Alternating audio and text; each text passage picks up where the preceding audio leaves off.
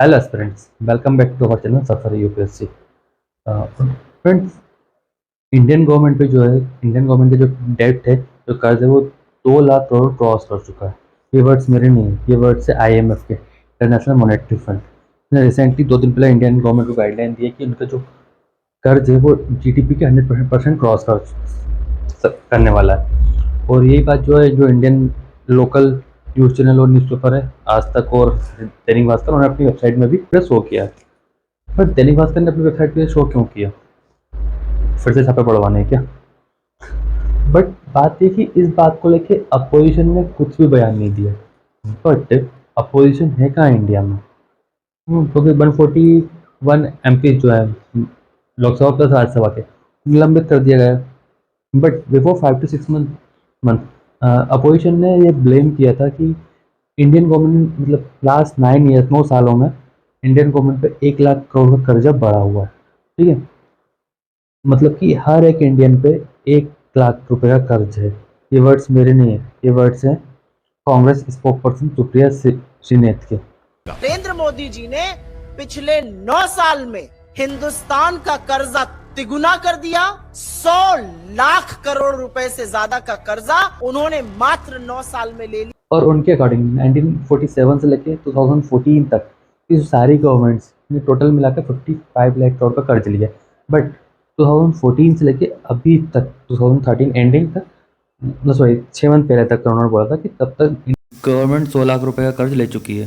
ठीक है, तो ये उनके एलिगेशन थे। और कही थी, एलिगेशन और लगाया था कि जो इंडियन गवर्नमेंट की जो जीडीपी है, 3.2 ट्रिलियन डॉलर की जो जीडीपी है, उसका 84% जो है वो कर्ज से लिया गया है। मतलब अगर इंडियन गवर्नमेंट की जीडीपी 100 रुपये है, तो उसका 84 रुपीज़ कर्ज से लिया गया है। बट इन सारे एलिगेशन को डिनाई करते हुए Indian forest minister, sorry, Indian finance minister Nirmala Sitharaman ने इन सारे एलिगेशन को डिनाइड किया। उन्होंने कहा कि 84% नहीं, बट 57% जो है इंडियन जीडीपी का, वो कर्ज से लिया गया है।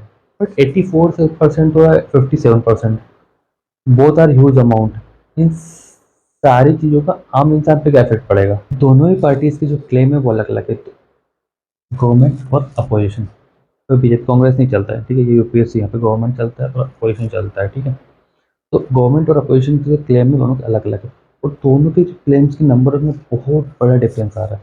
इसका रीज़न क्या है? कोई सच बोल रहा है या कोई झूठ, या कोई सच बोल रहा है कोई झूठ बोल रहा है? नहीं, एक्चुअली इसका रीज़न ये कि दोनों ने जो अपने जो डेट टू जीडीपी है वो अलग अलग मेथड से कैलकुलेट किए। गवर्नमेंट ने कैलकुलेशन किया नॉमिनल जीडीपी मेथड से, वहीं अगर बात करें अपोजिशन की, तो अपोजिशन ने कैलकुलेट किया रियल जीडीपी मेथड से। ठीक है, तो इसको समझने के लिए हमें समझना पड़ेगा इकोनॉमी की 3 बेसिक फैक्टर्स।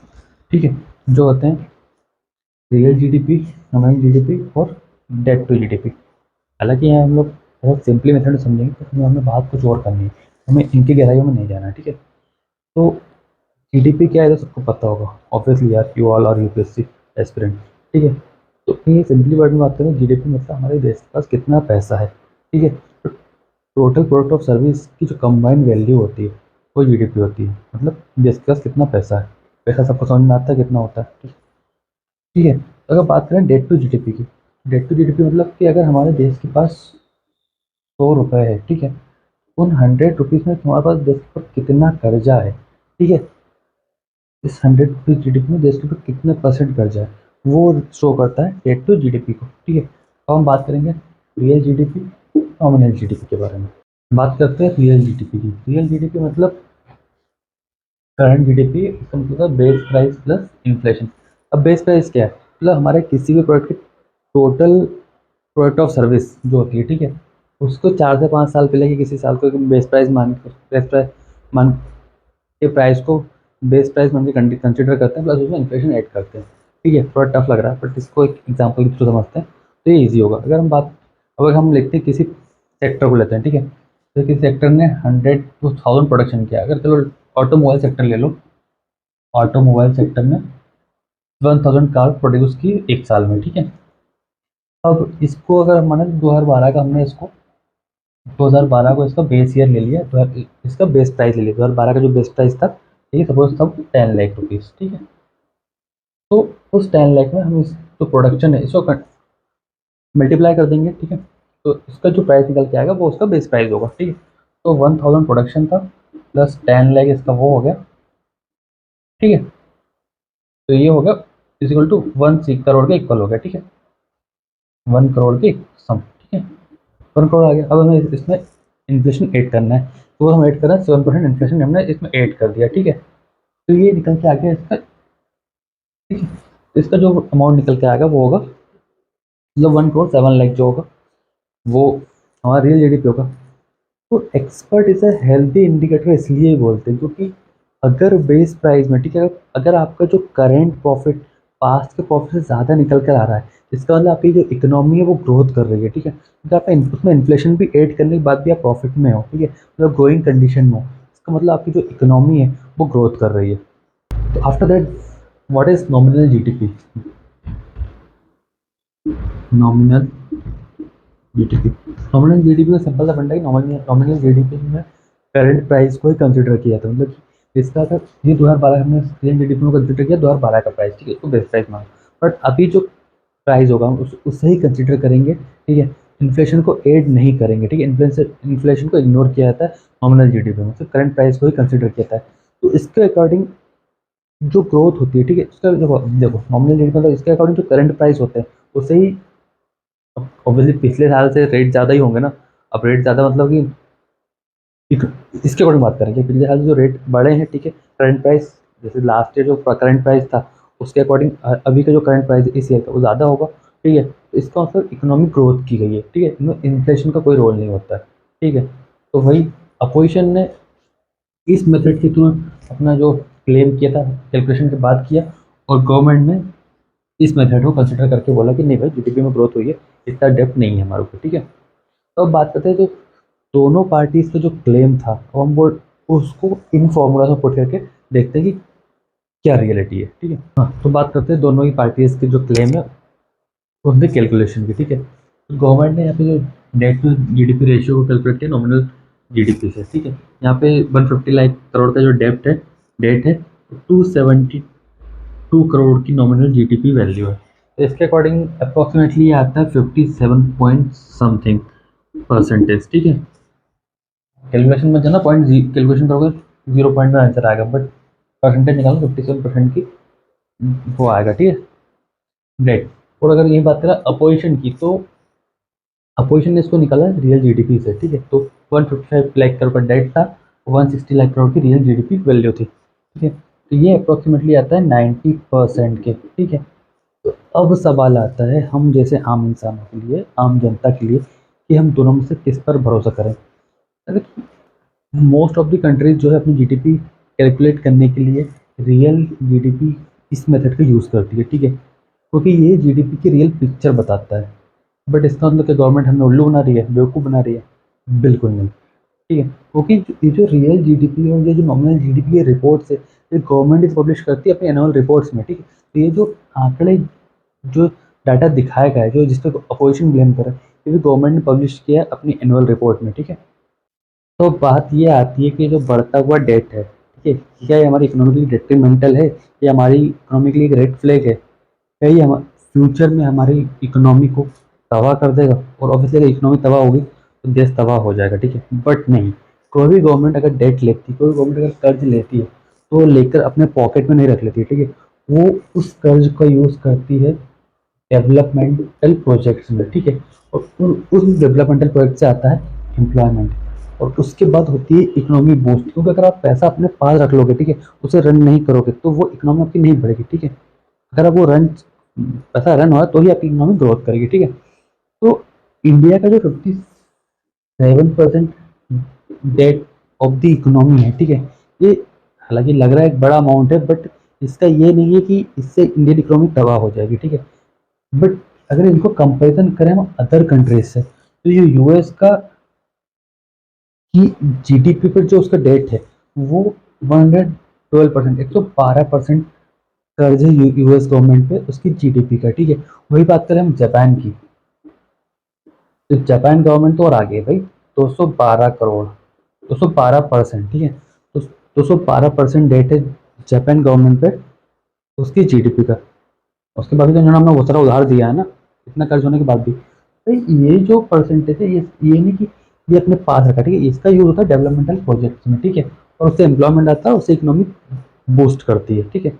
तो अपने मन में कोई भी ओपिनियन बनाने से पहले एक बात ध्यान रखना कि ये जो डेट टू जीडीपी का जो रेशियो है, ये एक और फैक्टर पे डिपेंड करता है, वो होता है पेवेट कैपेसिटी, ठीक है। मतलब कि पेवेट कैपेसिटी मतलब हर एक कंपनी जो है डॉलर में डेट लेती है, डॉलर में कर्ज लेती है, और उस कर्ज को, उस डेट को डॉलर में ही रिपे करती है।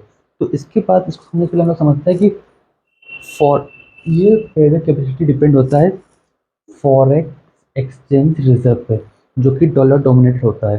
मतलब किसी भी कंट्री की पेवेट कैपेसिटी और फॉरेक्स एक्सचेंज रिजर्व हाई होगा तो उसकी इकोनॉमी उतनी ज़्यादा स्टेबल होगी। वी आर टॉकिंग अबाउट पेवेट कैपेसिटी, ठीक है। तो इसमें इंडिया के लिए गुड न्यूज़ ये है कि इंडिया पेवेट कैपेसिटी में बहुत ही बेटर कंडीशन में, ठीक है। इसको समझने के लिए हम लोग 4 कंट्रीज़ के एग्जांपल लेते हैं, ठीक है। मतलब 4 कंट्रीज़ के साथ इंडिया को कंपेयर करते हैं, जैसे like Pakistan, Sri Lanka, Japan and USA, ठीक है। यहाँ पे इंडिया को लास्ट में लिखा, मैं इनके साथ कंपेरिजन कर रहा हूँ, ठीक है। देख सकते हैं, बीच में लेकर मत आना, इंडिया को नीचे लिख दिया, ठीक है। कंपेरिजन हो रहा है इसलिए नीचे लिख के रखा है, ठीक है। तो बात करते हैं हमारे सबसे पड़ोसी और मुल्क और सबसे अच्छे दोस्त की, पाकिस्तान, ठीक है। पाकिस्तान के पास जो डेट है वो है 140 बिलियन डॉलर का, ठीक है। और उसका जो फॉरेक्स एक्सचेंज रिजर्व है वो है 4 बिलियन डॉलर। मतलब कि पाकिस्तान का जो फॉरेक्स एक्सचेंज रिजर्व है उसके डेट से, सॉरी, पाकिस्तान का जो डेट है, जो कर्ज है, वो उसके फॉरेक्स एक्सचेंज रिजर्व से 35 गुना ज़्यादा है, ठीक है। वही बात करते हैं श्रीलंका की, ठीक है। श्रीलंका का जो डेट है वो 51 बिलियन डॉलर का है, और उसका जो फॉरेक्स एक्सचेंज रिजर्व है वो है 2.69 बिलियन डॉलर का। मतलब कि वही उसका जो डेट है वो उसके फॉरेक्स एक्सचेंज रिजर्व से 19 गुना ज़्यादा है। अब ये बात हुई डेवलपिंग कंट्रीज़ की, ठीक है, अंडर डेवलपिंग कंट्रीज। तो हम बात करते हैं मोस्ट डेवलप्ड कंट्रीज़ की। तो जापान, जापान का जो डेट है वो उसके फॉरेक्स एक्सचेंज रिजर्व से 37.5 गुना ज़्यादा है। वही बात करते हैं यूएसए की, जिसको हम सबसे ज़्यादा डेवलप्ड कंट्री मानते हैं, और हमेशा उस इंडिया से उसको कंपेयर करते हैं। बट इस सब में उसकी जो हालत है वो बहुत ही ज़्यादा बेकार है। तो यूएस के ऊपर जो डेट है, यूएस के ऊपर जो डेट है वो है उसका 242 बिलियन डॉलर्स का। बट उसका जो फॉरेक्स एक्सचेंज रिजर्व है वो 32 ट्रिलियन डॉलर्स का है, ठीक है। तो उस ठीक है, तो उसका जो, ठीक है, तो 300 गुना, 300 गुना ज़्यादा का डिफरेंस आ रहा है। बट इन सब में इंडिया के लिए गुड न्यूज़ ये है कि अगर हम चाहें, इन सब में इंडिया कंडीशन है कि हम चाहें तो हमारा फॉरेक्स एक्सचेंज रिजर्व इतने कि हम अपना कर्ज आज के आज अभी के अभी बैठे बैठे पूरा खत्म कर सकते हैं, ठीक है। तो वैसे क्योंकि इंडिया का जो डेट है वो 613 बिलियन डॉलर्स का है, और खुशी की बात है कि इंडिया का जो फॉरेक्स एक्सचेंज रिजर्व है वो 595 बिलियन डॉलर्स का है, ठीक है। मतलब कि इंडिया अपना फॉरेक्स एक्सचेंज के थ्रू अभी के अभी जो है अपना पूरा डेट खत्म कर सकता है। इन सब पिक्चर्स से ना एक बात तो समझ में आ गई है कि जो डेट होता है, डेट इविल नहीं होता।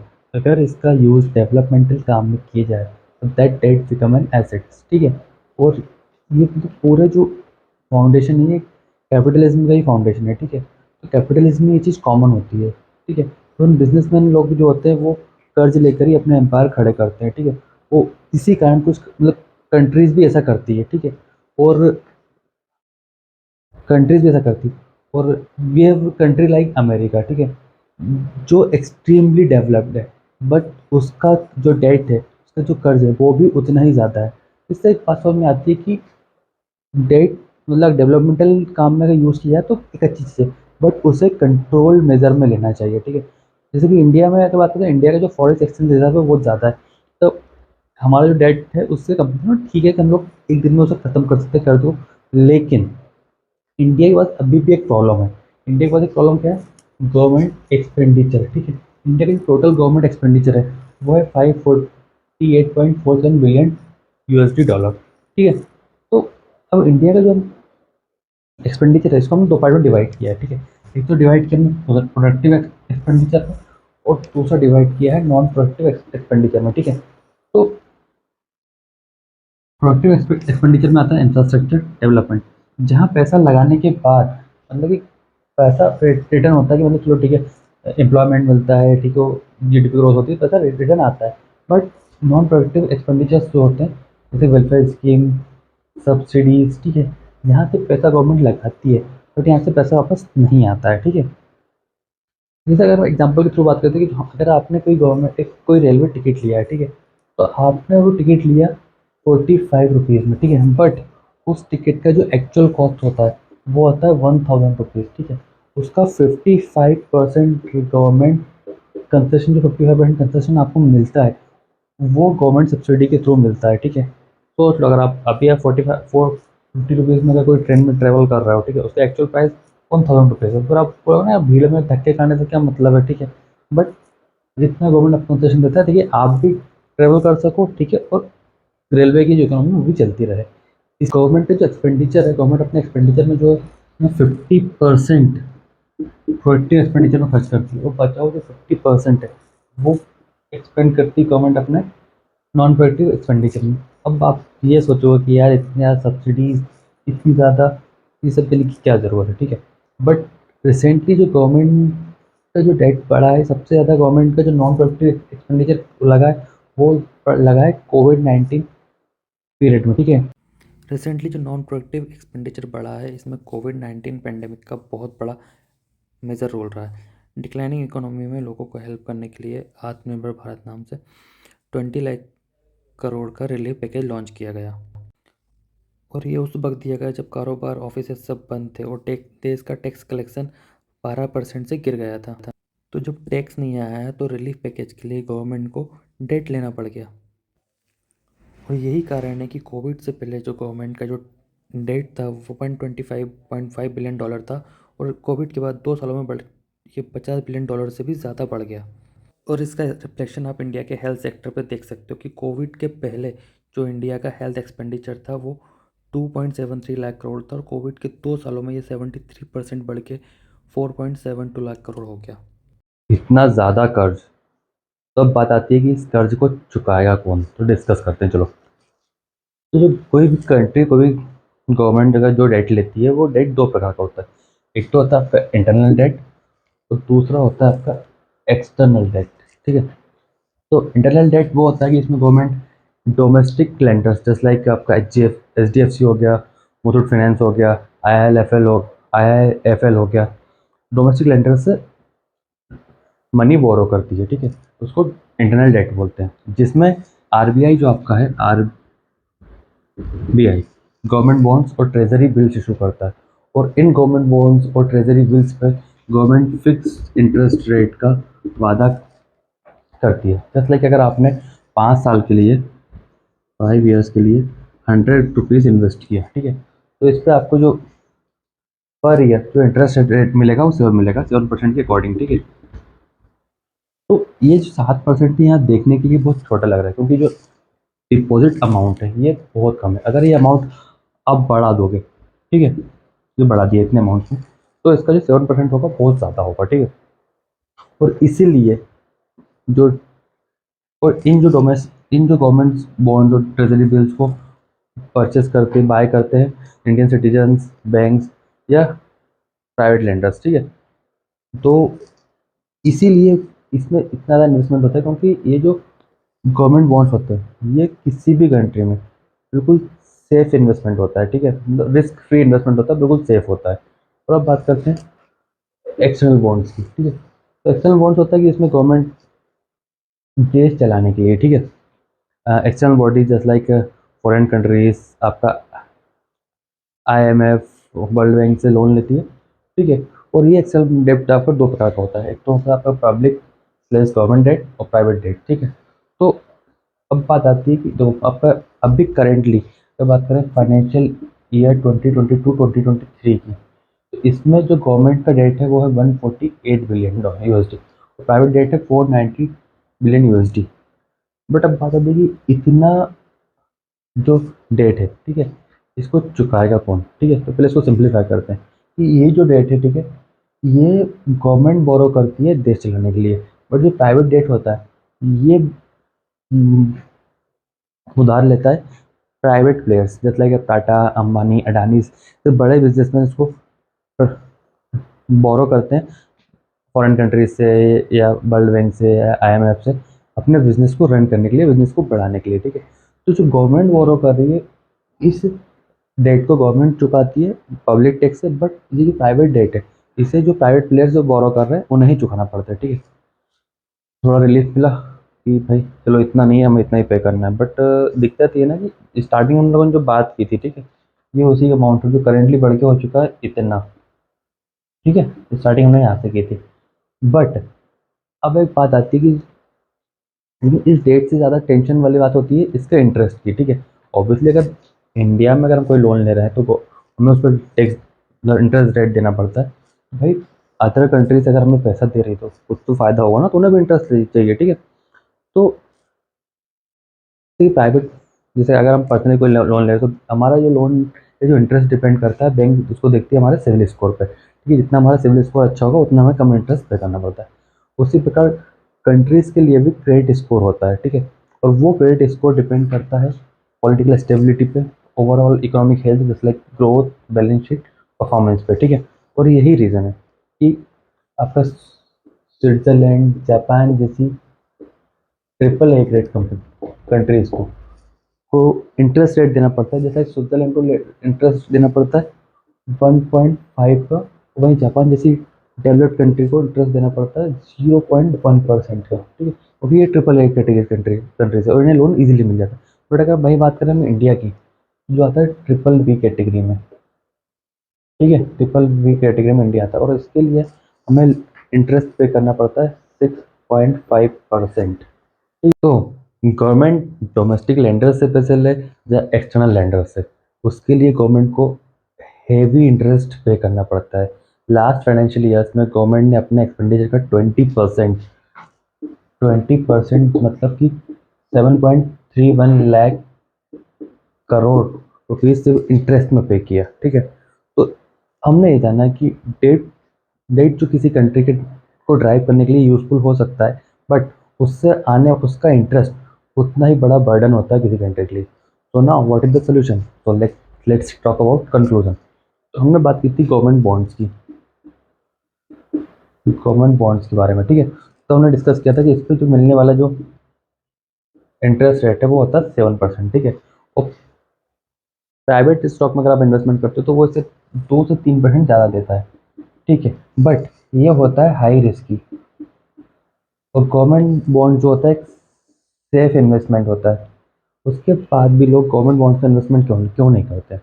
क्या रीज़न है? इसका रीज़न ये है कि अगर आप गवर्नमेंट बॉन्ड्स में इन्वेस्टमेंट करते हो, ठीक है, तो मिनिमम 5 ईयर्स के लिए आपका पैसा स्टक हो जाता है, ठीक है। मतलब नहीं, अगर प्राइवेट मतलब गवर्नमेंट बॉन्ड्स होते हैं वो शॉर्ट टर्म इन्वेस्टमेंट के लिए नहीं होता है, लॉन्ग टर्म इन्वेस्टमेंट के लिए होता है। मिनिमम 5 ईयर्स के लिए आपको इन्वेस्टमेंट करना पड़ता है।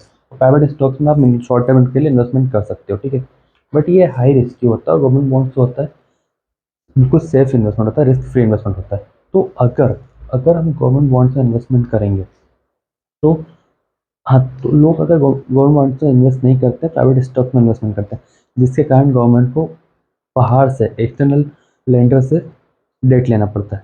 अगर हम अपनी इन्वेस्टमेंट का एक हिस्सा गवर्नमेंट बॉन्ड से इन्वेस्ट करते हैं तो ये सेफ होगा, तो ठीक है, लॉन्ग टर्म में हमें रिटर्न मिलेगा, बट अच्छे खासा इंटरेस्ट के साथ हमें रिटर्न मिलेगा और सेफली मिलेगा, मतलब भरोसा है कि मिलेगा ही मिलेगा, ठीक है। और उसके बाद कंट्री के लिए क्या बेनिफिट होगा? कंट्री के लिए बेनिफिट होगा कि उसके बाद गवर्नमेंट को एक्सटर्नल डेट नहीं लेना पड़ेगा, ठीक है। तो ये रीज़न है। उसके बाद एक चीज़ होती है कि गवर्नमेंट लास्ट 10 ईयर्स में ना गवर्नमेंट का डेट बढ़ा है, ठीक है। मतलब लास्ट 2012 से लेकर 2022 तक, ठीक है, गवर्नमेंट का डेट बढ़ा है, बट एक उसका जो इंटरनल इंटरेस्ट रिपेमेंट है वो नहीं बढ़ा है, ठीक है। तो अभी तो गवर्नमेंट को ये करना होगा, गवर्नमेंट को इंटरनल इंटरेस्ट का जो रिपेमेंट है वो करना पड़ेगा, ठीक है। और उसके बाद गवर्नमेंट को डेवलपमेंट के साथ साथ जो लोन रिपेमेंट है उस पर फोकस करना पड़ेगा, जिससे हमारा जो हमारा क्रेडिट स्कोर है, ठीक है, क्रेडिट रेटिंग है इंटरनेशनल लोन बोरो करने के लिए, ठीक है, वो ठीक होगा। इससे हमें कम इंटरेस्ट पे पैसा मिल सकता है। और जब कम इंटरेस्ट पे पैसा मिलेगा, जो इंटरेस्ट हम बाहर कंट्रीज़ को दे रहे हैं वो इंटरेस्ट बचेगा, वो पैसा बचेगा हमारी कंट्री के डेवलपमेंट के लिए, तो हमें डेवलपमेंट में काम आएगा।